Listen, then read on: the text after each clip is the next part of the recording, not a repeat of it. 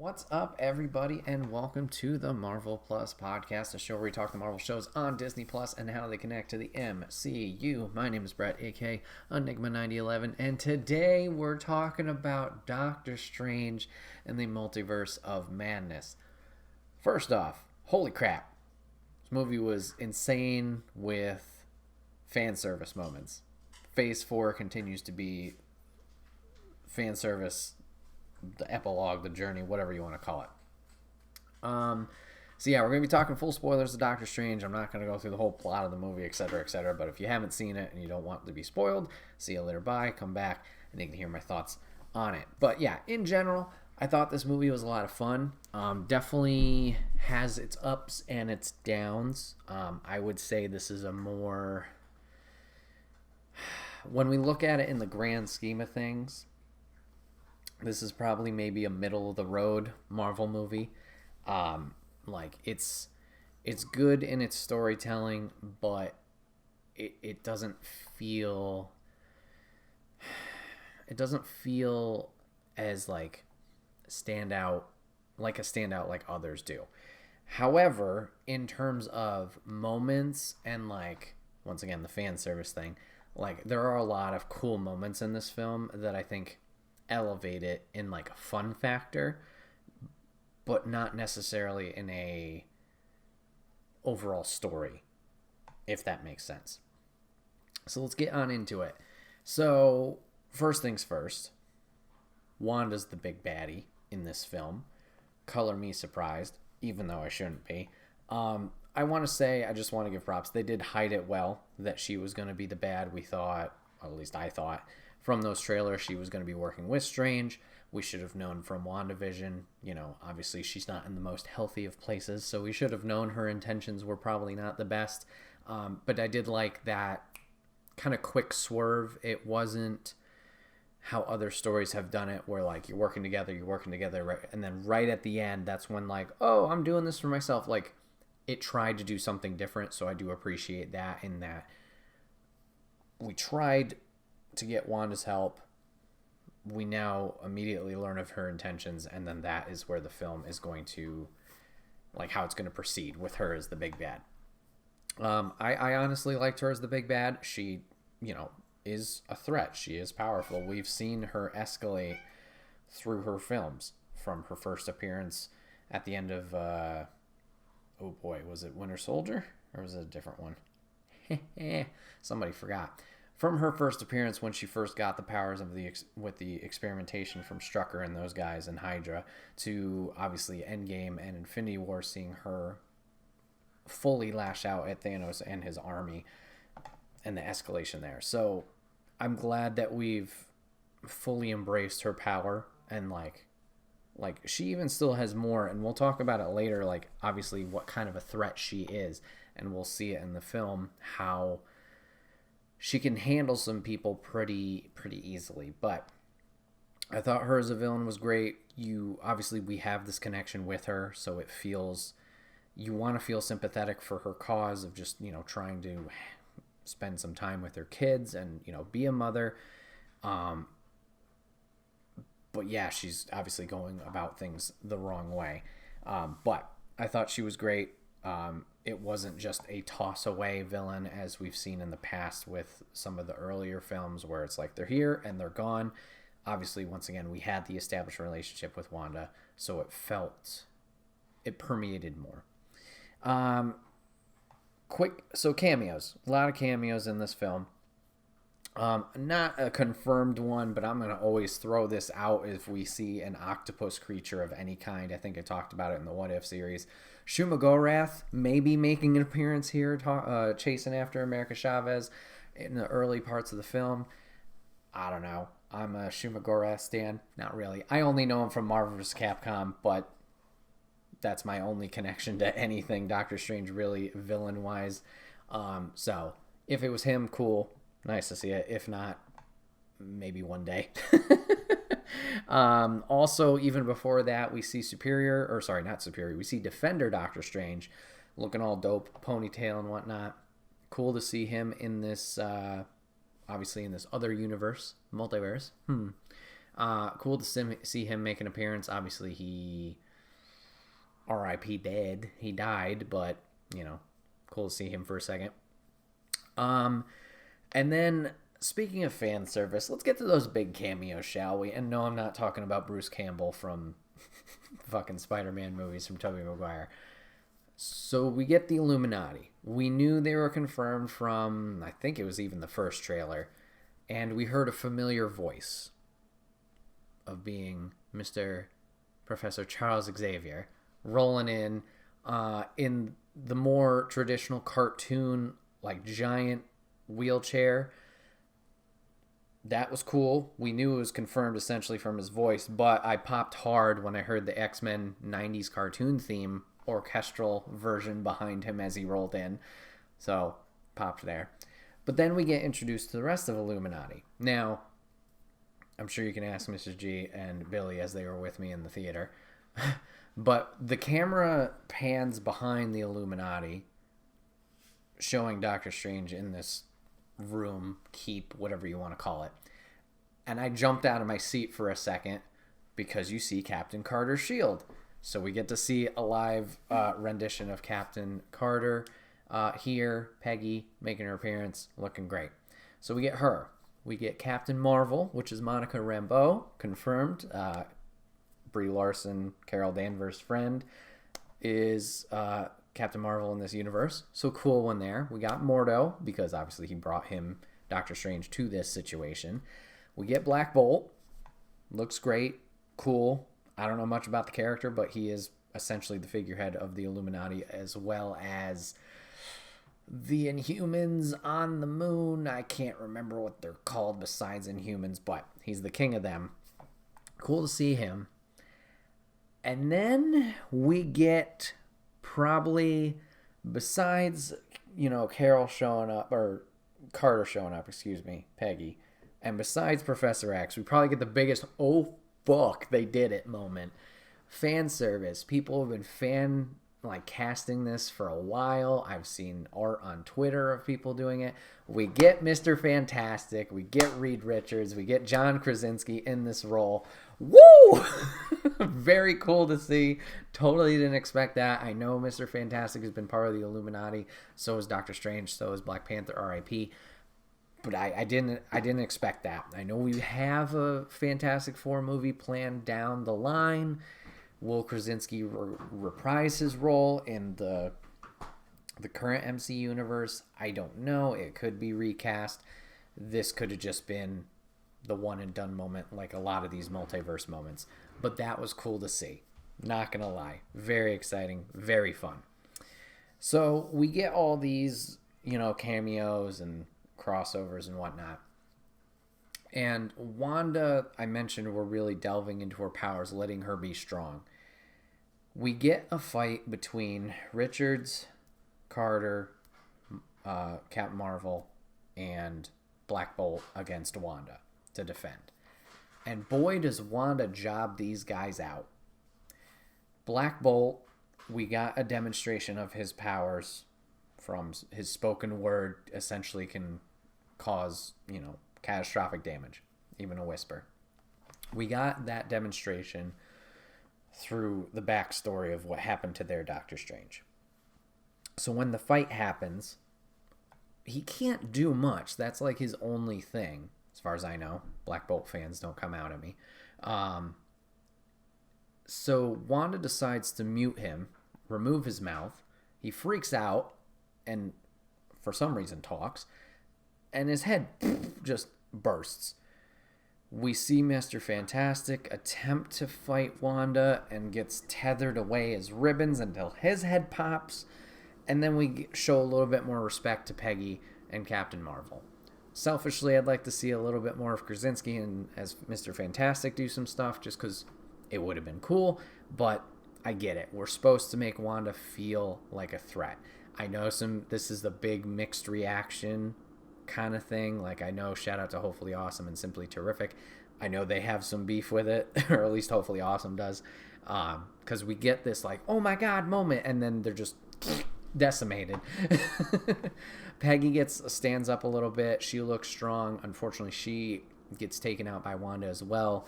through the shield cutting her in half, Darth Maul style, and then Captain Marvel gets crushed by a giant statue.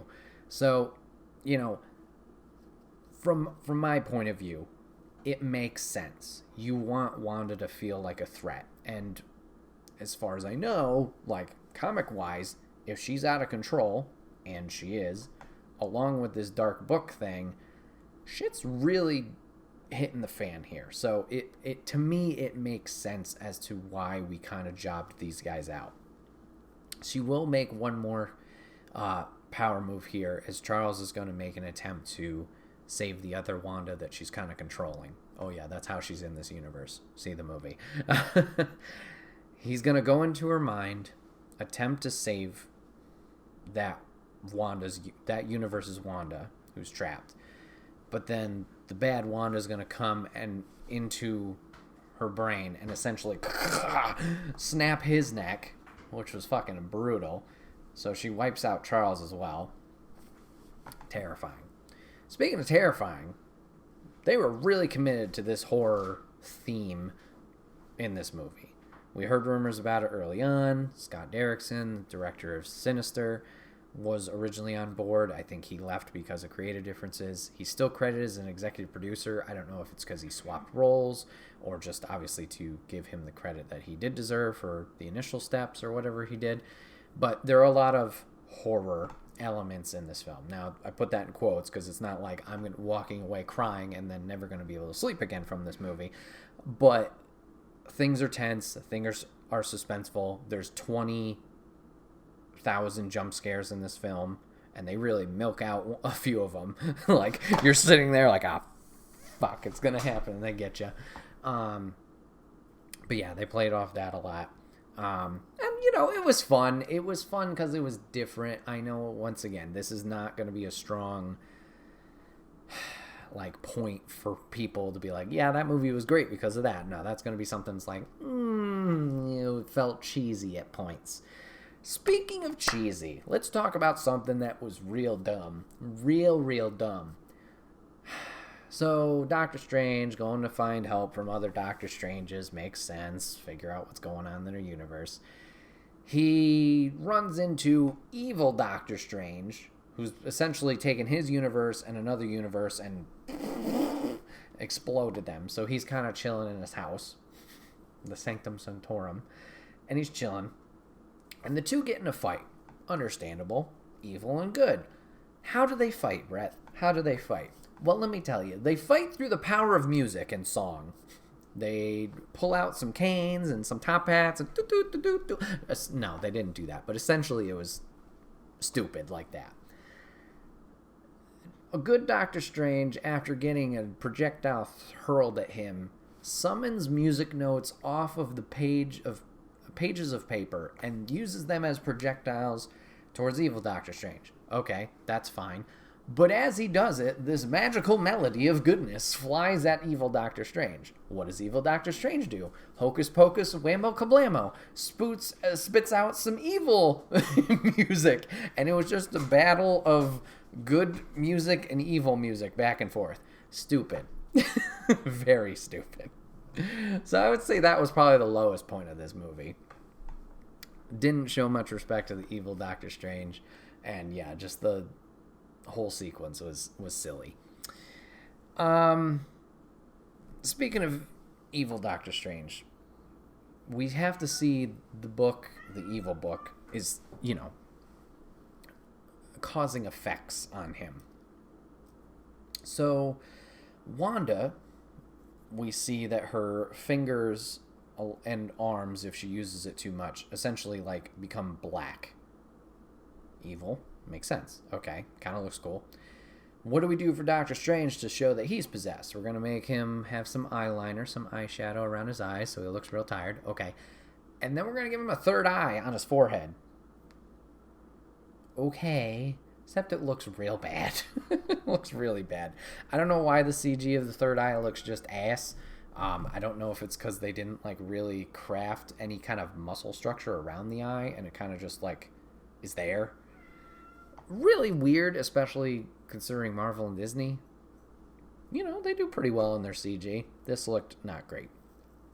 I think something that would have been better is to go like the Wanda route. Maybe not necessarily the black fingers if you want to do something different, but maybe have like not a spider like web or effect, but like that kind of pattern, like just like around the eyes. Make the pupils all dark, really sunken in the sockets, make it dark, and then make like almost like a lightning effect out of branching from his eyes of darkness. I don't know, something that can still present what you're trying to do of the darkness consuming him, but not rely on a CGI eye. I don't know. So let's see, what else do we have here? We do have confirmation that the MCU, the Marvel Cinematic Universe, is Universe 616, which in the comic universe, I believe, is the main canon universe. So for comic fans, that's cool that you kind of get this confirmation that it is 616. For everybody else, it's like, what? That's just a number. Whatever, just a little thing there.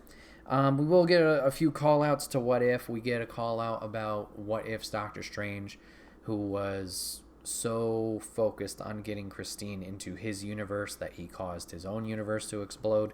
We get a call-out to that. We kind of get a zombie moment with zombie Doctor Strange. That's probably the closest we're going to get to that, being in the live-action realm. And then obviously Captain Carter making the appearance was probably the biggest one. Some fun things that we learned from this movie besides 616 being the universe. Wong and Doctor Strange know about Spider-Man. From my understanding, everybody was going to forget who Spider-Man was after the spell in No Way Home. So now we have confirmation. Wong still remembers Spider-Man. He did say, leave me out of it in No Way Home. And now we know Doctor Strange retains that information as well. Obviously, he, performed the spell, but for some reason I was thinking that was going to take effect on him as well. Because he did say his goodbyes, but maybe we're trying to loophole it and be like, no, he actually remembers. But, so the two of them remember Spider-Man in his past. So interesting to know there. Now, throughout the film, I talked about it. Wanda essentially is trying to, be a mom. She has no kids in this universe, obviously because of the events of WandaVision. She essentially just created them out of thin air. Not every other, but other multiverses, there is a Wanda who has the two boys. Wiccan, and I'm blanking on the other one. I apologize. So, just an interesting note. In all these other universes, we see the three together. There is no sign of Vision anywhere. Why is he so hidden? We know there's the White Vision. I have no better name for him. But the newer Vision, post WandaVision, floating somewhere. He's zoomed off to be in isolation mode, figure out who he is. So, why is he hidden? Where is this current one? And then lastly, who's the dad? Did she also just create these kids with magic, but didn't corrupt a town to do so? Maybe. If she did, okay, that makes sense. But other than that, not a biology major, but kind of how it works. Anywho, just a thought. No Vision. Let's get into those post-credits. 2 post-credits. Phase 4 is keeping up the theme of that. Okay. I would say these post-credits are probably the worst post-credits we've gotten ever. That spans the whole MCU. Bold claim, maybe. Let's talk about the second one first. There's some director that does that. You start at the end and you flip over and tell the story. Let's start with the second. Second is just, it's supposed to be a comedy bit. Bruce Campbell gets into a little fight, spit talking thing with Doctor Strange. Doctor Strange casts a spell. He's going to beat himself up for 3 weeks. So we get to see the end of that. That was it. bleh, whatever. Post-credit scene 1. We get to see the debut of Clea, played by Charlize Theron. Do I know much about Clea? No. The most, like many things, the only information I have from Clea is from Marvel Ultimate Alliance, that game. Shout out to them.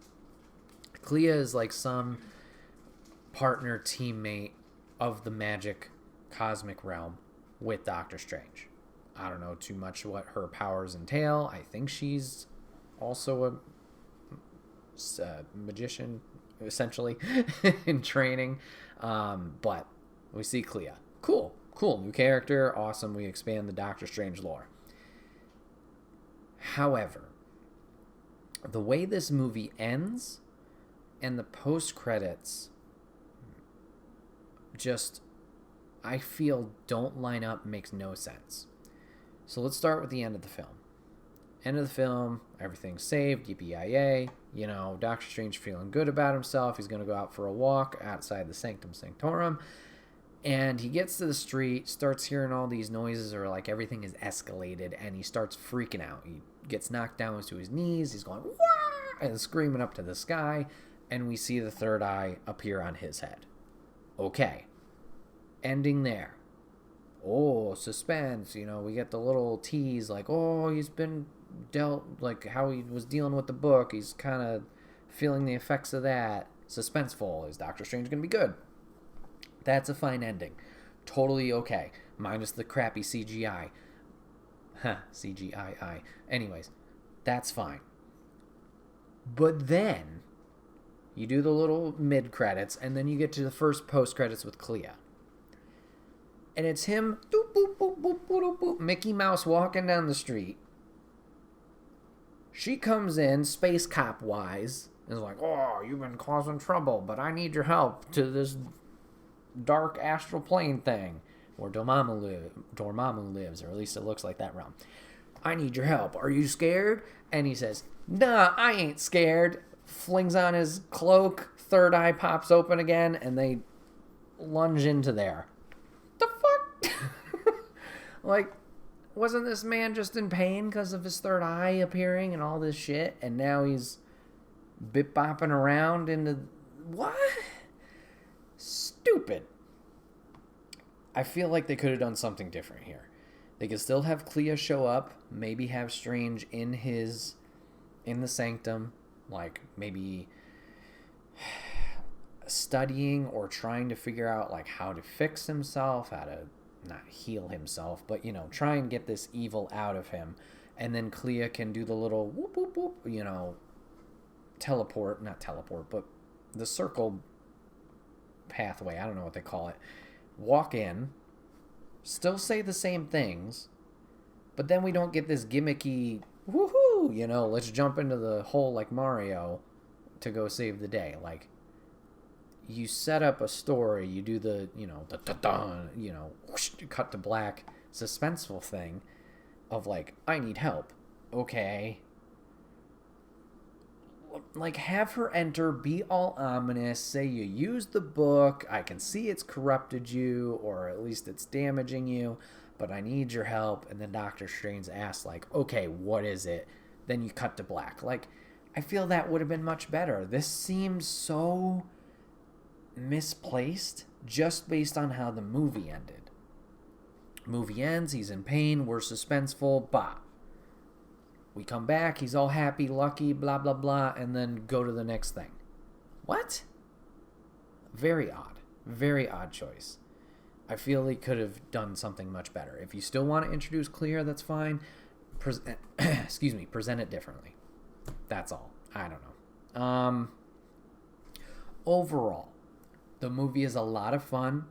If you've been along for the ride, you've, you know, obviously been in depth with the MCU, whether it's the comics or obviously the films, definitely the films and the shows, this is a movie for you because it's rewarding your investment.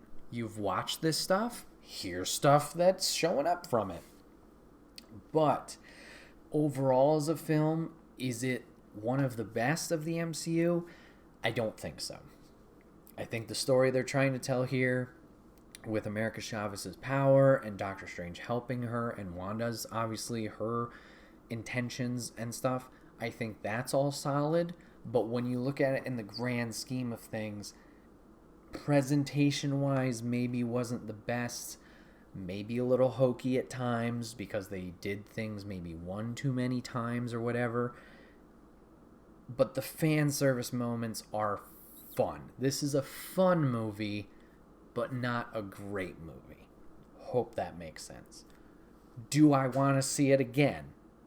Honestly, yeah, I kind of want to go see it again, but only for those moments of like, ah! You know, it's those fun, it's the stupid fun moments that get you. You turn off your brain, you just go in and have some fun. That's the point of these, you know. It's fucking superheroes. Everything's made up. You know, you can't. You gotta give it a little bit of leniency. Not to say we can't be critical of it. Of course we can be critical of it. Like I said, the music fight was stupid. I recognize it's stupid. We're gonna move past it. That's all. You take the good with the bad. You have fun with what you can. That's what's important. And as long as you're getting enjoyment out of it, good. If not, no worries. Not everybody's cup of tea. Totally fine. This has been another episode of the Marvel Plus Podcast. My name is Bret, a.k.a. Enigma9011. I appreciate you guys hanging out with me today to talk about Doctor Strange. I'm going to be talking more about Doctor Strange over on the Wait What podcast, episode 134. You can check it out over there. Hear my impressions of it again. And along with JC's, I feel he's got a lot to say. So you can check it out over there. I'd appreciate you for it. Thanks for hanging out today, giving this a watch, giving it a listen, and we will see you guys on the next one. Take care.